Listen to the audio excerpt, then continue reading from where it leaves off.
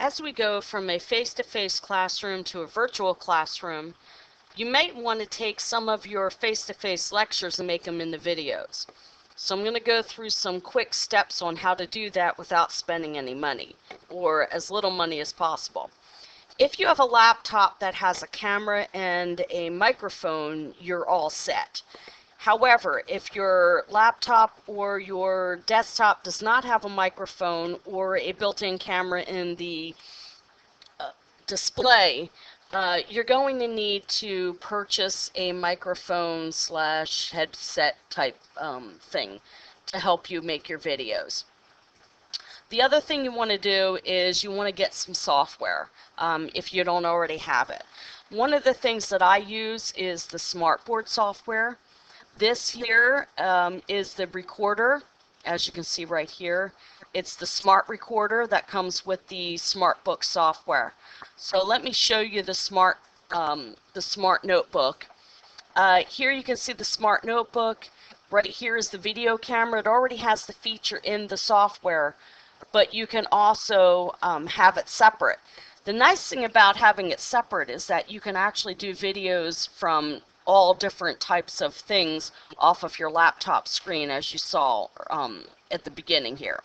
So the nice thing also about this is that after you get done doing your lecture in Smart, you can export it right here as a PowerPoint. You can export it as a PDF file, and that's one of the things that I like to do, especially if I've been writing out problems on the Smartboard. I like to export it as a PDF and then make that available to students so they can actually see the work that I produced in case they forgot something or in case they missed something in the lecture. Okay, so the nice thing about this software is if you don't have a touch screen, you can use other features. So for instance, you can type and that way you have that available to you.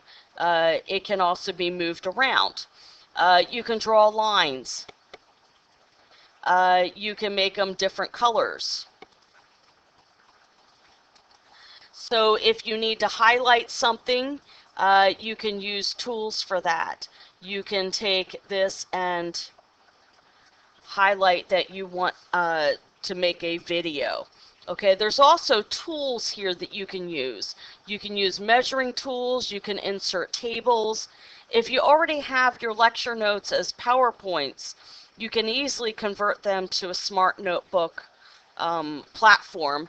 And then again, like I said, if you have a touch screen,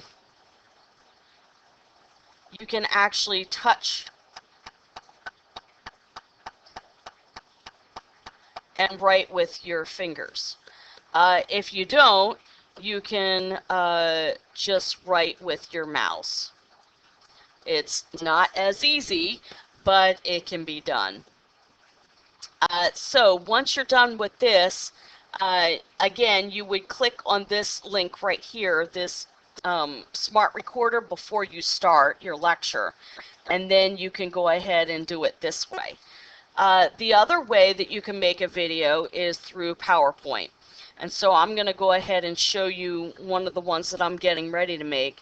This is a lecture on circular motion. So basically I would just run the show. I can either do it using my recorder here. And there's other features on this recorder. You can go into the menu and make adjustments to what type of video speed, what is the audio, what is the video. There's all different things that you can adjust in that. The other thing you can do is if you don't have the smart software, you can just make your videos right from the PowerPoint. So let me show you how to do that. You go in here and then you're going to export. You're going to export it by creating a video. Okay, so then what you're going to do here, this is the important thing. See how it says don't use recorded timings and narrations? You want to change that to record timings and narrations. So now when you click on create the video, it's going to set this up for you to make a PowerPoint video for you. Now, you want to make sure that your microphone is turned on. That's turning it off. Now I've turned it on. If you have video, I do not. I have tape over my camera. But if you want to make a video with your face here, you can do so. So let me show you real quick. I'm going to take the tape. So here you can see my face. Hi! And it's a little bit more complicated because you can't be looking at the screen when you're talking. You have to look at the camera, or otherwise you're looking like this. And you're looking down while you're making your video. So if there's something you need to emphasize, like if you're looking at different parts of things or you want to show them a picture of something, you can do that through this video camera. Okay, so I'm going to turn the camera off. You go through, and as you, when you hit record, you will record this. You can also have notes available for yourself. So if you aren't sure what you're going to say, you can create some notes and they will pop up here and you can read off your notes as you make your video. Now, let's just say you make a mistake. The thing is you can hit stop. Okay, and the neat thing is you can go back and just erase 1 or 2 slides. Let's just say on the 15th slide you make a mistake and you're like, oh gosh, now I got to redo the whole thing. You don't. You can stop, delete the audio off of that one slide and re-record it and start over again. And then when you get ready to export this as a video, it will automatically save those changes for you. It's actually really neat. Okay, so I'm going to get out of the video maker. So what do you do once you've created your video? What I like to do is I like to make them available on YouTube. And so I have my own YouTube channel. You can get one too. They're free for teachers. And then what you can do is you can also go live. You can record right from the YouTube website. I don't like going live, so I don't. Or after you make your video, you can just upload it. So what you would do is you look for the file that was created, make sure you save it in an appropriate place, and then you can select the file. And I'm going to show you some files that I've already created. I think I have some in my physics. Here we go. So you could take one of these files here, open it up. You can actually take all of them. These are all the videos that I've created. And you can actually open them up or drag them into the spot. And then it will automatically upload them. Now, when you upload them, it is going to ask you if it's appropriate for children. That's a requirement for all videos. You can also set your visibility. I always make my videos public.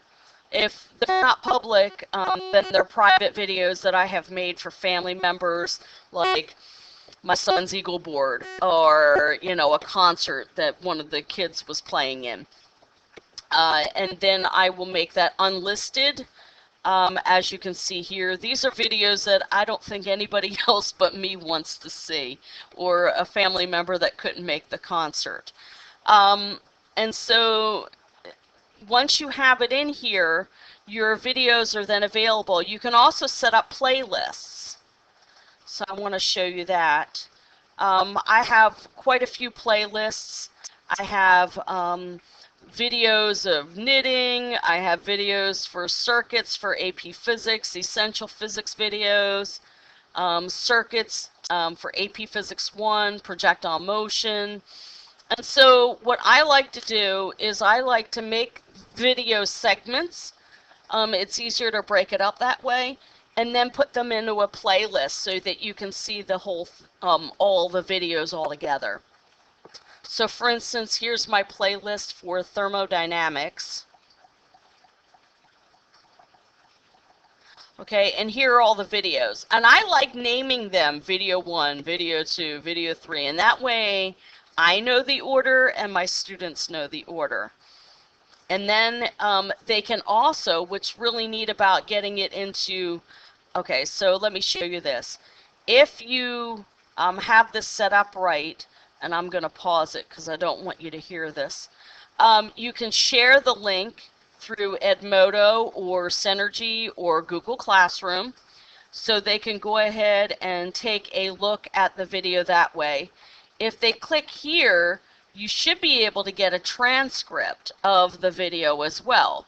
So let's just say they don't have audio on their computer, they can still download a transcript. Again, if you don't have fill-in notes or you're making them write in hand by hand or word for word, having them open up the transcript and copy and pasting it into a Word document makes it easier for them to annotate it and make notes. So that's another really great feature about uploading your videos to YouTube, is that it does provide the ability to have a transcript. And here you can see the transcript, and it even tells you where it's located.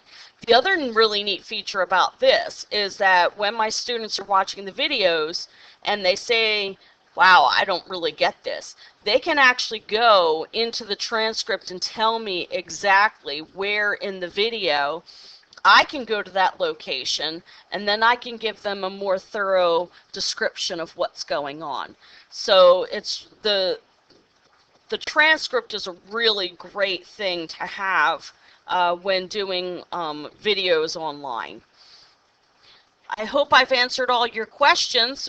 When you get done this part here, you're going to hit stop, and then what you're going to do is you're going to save it. Once you save that file, you can play it afterwards to check the condition of the video.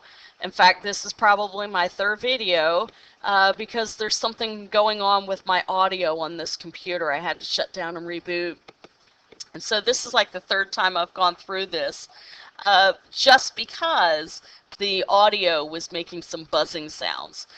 So you kind of do want to make sure, you know, just kind of scroll through your video and make sure that it sounds correct before you upload. So that's it. I also, oh, one last thing, sorry. I do have presenter software. I went and bought a dot camera for like $50, $60. And the reason I did that is I have to solve problems for physics, and so it was really a great addition to be able to use this recorder and then actually record the visual with the presenter software. And so the nice thing about the presenter software, it also has the capability of making videos as well. I do believe you can actually download this presenter software for free. The disadvantage, though, is that if you don't have a dock camera that sets with the software, you're not going to be able to see anything. So this is another thing that you can do, is create your video using presenter software. Okay, I hope I've covered everything. If there's any questions, you can go ahead and post them on my YouTube channel. Thanks for listening.